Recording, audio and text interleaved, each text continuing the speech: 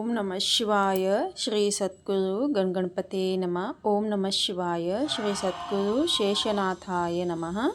ಗುರುಬ್ರಹ್ಮ ಗುರುವಿಷ್ಣು ಗುರುದೇವೋ ಮಹೇಶ್ವರ ಗುರು ಸಾಕ್ಷಾತ್ ಪರಬ್ರಹ್ಮ ತಸ್ಮೈ ಶ್ರೀ ಗುರುವೇ ನಮಃ. ನನ್ನ ತಂದೆ ತಾಯಿಗೆ ನನ್ನ ನಮಸ್ಕಾರಗಳು. ಧ್ಯಾನವನ್ನು ಮಾಡೋಣ್ರಿ. ಎಲ್ಲರೂ ಧ್ಯಾನ ಅನುಭವವನ್ನು ಹಂಚ್ಕೊಳಕತ್ತಿದ್ದೀನಿ. ನೀವು ಧ್ಯಾನವನ್ನು ಮಾಡಿರಿ ಎಲ್ಲರೂ ಅಂತ. ಏನು ತಪ್ಪಾದರೆ ಕ್ಷಮಿಸಿ, ನನ್ನ ಅನುಭವನ ಹಂಚ್ಕೋತಿದ್ದೀನಿ. ಧನ್ಯವಾದ.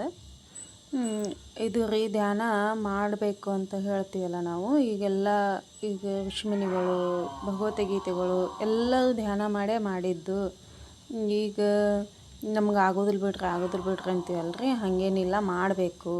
ಯಾಕೆ ಧ್ಯಾನ ಮಾಡ್ಬೇಕಂತಂದ್ರೆ, ಈಗ ನೋಡ್ರಿ, ದಿವಸನೂ ಒಂದು ದಿವಸ ಆಗೋದಿಲ್ಲ ಅನ್ಬೇಡ, ದಿವಸ ಸ್ವಲ್ಪ 5 ನಿಮಿಷ 10 ನಿಮಿಷನೇ ನಾವು ರೂಢಿ ಬೆಳೆಸ್ಕೊಳ್ಳೋಣ. ಹೆಂಗಂದ್ರೆ ದಿವಸನೂ ನಾವು ಒಂದು ತೆಗ್ಗು ಹಾಕ್ತಾ ಇದ್ದೀವಿ ಅಂದ್ರಿ, ಅದು ಎಷ್ಟು ದೊಡ್ಡ ತೆಗ್ಗು ಆಗ್ತೈತಿ. ಹಂಗೆ ದಿವಸ ಧ್ಯಾನ ಮಾಡ್ಕೋತ ಹೋದ್ವಿ ಅಂದ್ರೆ ಧ್ಯಾನ ಆಗ್ತೈತಿ. ಮತ್ತು ನಾವು ದಿವಸ ಒಂದು ಕಲ್ಲು ಇಟ್ಕೋತ ಹೋಗ್ರಿ, ಎಷ್ಟೊಂದು ಕಲ್ಲು ಆಗ್ತಾವೆ. ಅದಕ್ಕೆ ದಿವಸನೂ ನಾವು ಧ್ಯಾನ ಮಾಡೋಣ. ಇದ್ರೊಳಗೆ ಇಷ್ಟ ಅನುಭವ ಅನ್ನಿಸ್ತು.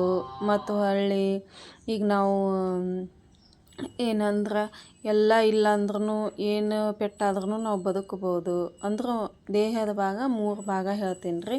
ಈಗ ಕಾಲಿಲ್ಲ ಅಂದ್ರೂ ನಾವು ಜೀವಂತ ಇರ್ಬೋದು. ತಲೆಗೆ ಪೆಟ್ಟಾದ್ರೂ ನಾವು ಜೀವಂತ ಇರ್ಬೋದು. ನಡಕ್ಕೆ ಪೆಟ್ಟಾದ್ರೂ ನಾವು ಜೀವಂತ ಇರ್ಬೋದು. ಹೆಂಗಂತಂದ್ರೆ, ಮತ್ತು ಉಸಿರಿಗೆ ಏನಾತಂದ್ರೆ ನಾವು ಇರೋಕ್ಕಾಗೋದಿಲ್ಲ ಅಂತ ನನ್ನ ಅನುಭವ. ಯಾಕಂದ್ರೆ ಕಾಲು ಕಟ್ಟಾದರೂ ಉಳಿದಿರ್ತಾರೆ, ಹೊಟ್ಟೆ ಬೆನ್ನು ಆಪ್ರೇಷನ್ ಆದರೂ ಉಳಿದಿರ್ತಾರೆ, ತಲೆ ಆಪ್ರೇಷನ್ ಆದರೂ ಉಳಿದಿರ್ತಾರೆ. ಅದೇ ಉಸಿರು ನಿಂತಂದ್ರೆ ಉಳಿಯೋದಿಲ್ಲ ನಾವು. ಅದಕ್ಕೆ ಅದು 3ಕ್ಕೂ ಉಸಿರೇ ಗುರು ಅಂತ ನನ್ನ ಅನುಭವ ರೀ. ಎಲ್ಲರೂ ಉಸಿರಿನ ಮೇಲೆ ಗಮನ ಕೊಡೋಣ, ನಮ್ಮನ್ನು ನಾವು ತಿಳ್ಕೊಳ್ಳೋಣ ಅಂತ ಹೇಳ್ಬೇಕು ಅನ್ನಿಸ್ತು. ಹೇಳಿದ್ದೀನಿ ರೀ. ಧನ್ಯವಾದಗಳು.